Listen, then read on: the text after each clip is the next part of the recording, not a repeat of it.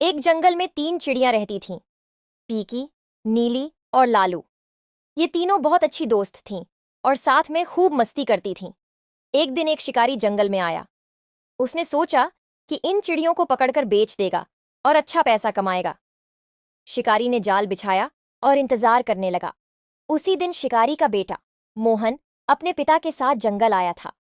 मोहन को चिड़िया बहुत पसंद थीं और वह अक्सर उनकी चहचहाहट सुनकर खुश हो जाता था। जब मोहन ने देखा कि उसके पिता ने चिड़ियों को पकड़ने के लिए जाल बिछाया है तो उसे बहुत बुरा लगा।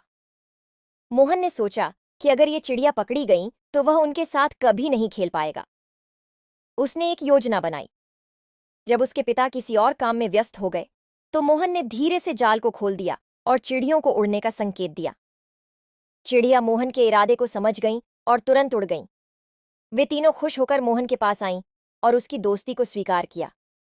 मोहन भी खुश था कि उसने अपने नए दोस्तों को बचा लिया था। अब मोहन और चिड़िया अच्छे दोस्त बन गए थे। वे रोज मिलते, खेलते और मस्ती करते। शिकारी ने देखा कि उसके बेटे ने जो किया वह सही था।